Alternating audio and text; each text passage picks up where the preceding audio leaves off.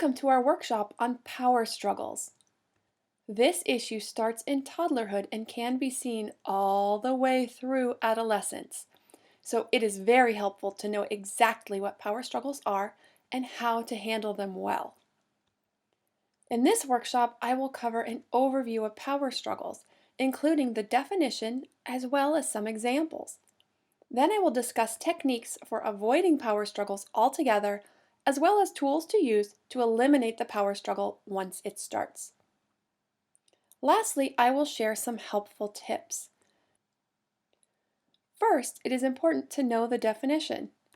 A power struggle is an exchange where both participants are determined to win. The outcome of such a struggle means that in order for one person to win, the other must lose. This hurts the relationship, which really means that everyone loses.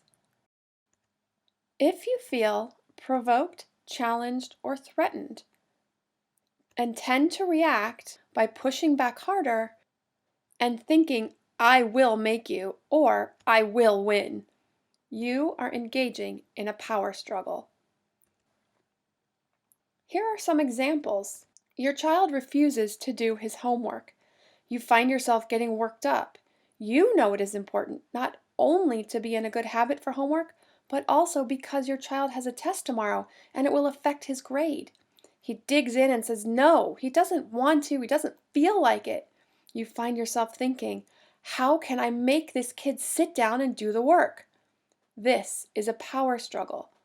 It can escalate to a parent screaming, yelling, and threatening, and the child very begrudgingly plopping down and so angry that he barely accomplishes anything. Or the child continues to refuse and storms off, and the parent is left feeling defeated. Or your child refuses to eat his vegetables. Parent again screams, yells, or threatens, and may say something like, "You will eat your vegetables or you will not watch TV for a week." A parent of a toddler tries to coerce the youngster to put on a pair of shoes. The child continues to ignore the parent and run around laughing. Parent is now getting very frustrated and feels like she either has to give in to her child's whim to stay at the park or forcibly grab her child and shove the shoes on her feet, knowing that if that happens, they will both be angry, hurt, and frustrated with one another. As you know, power struggles suck. Here are some guidelines to think about. First, some age guidelines. When it comes to power struggles, the way they are handled changes over the years. Obviously, the way you deal with a 3-year-old is different than a 15-year-old. The shift happens slowly over time, with a big shift happening by 11 years of age.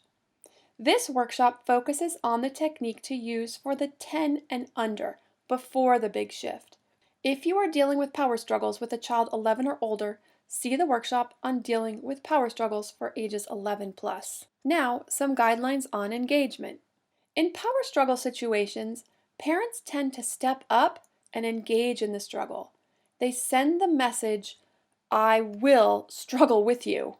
The parent gets overly focused on the child's behavior and forcing the child to change his or her behavior. It is important to remember that a struggle takes two. However, we only have control over one. Guess which one that is? The message we want to send is, I will not struggle with you. Do not go down to your child's level. You must step out of the struggle. This is huge because it deflates the struggle.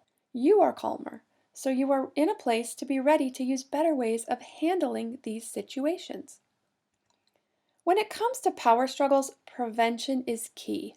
I'm going to share 5 different tools for preventing power struggles, so you will have several choices. You can pick and choose based on the situation, your child's age or temperament, or even your own preference in that moment.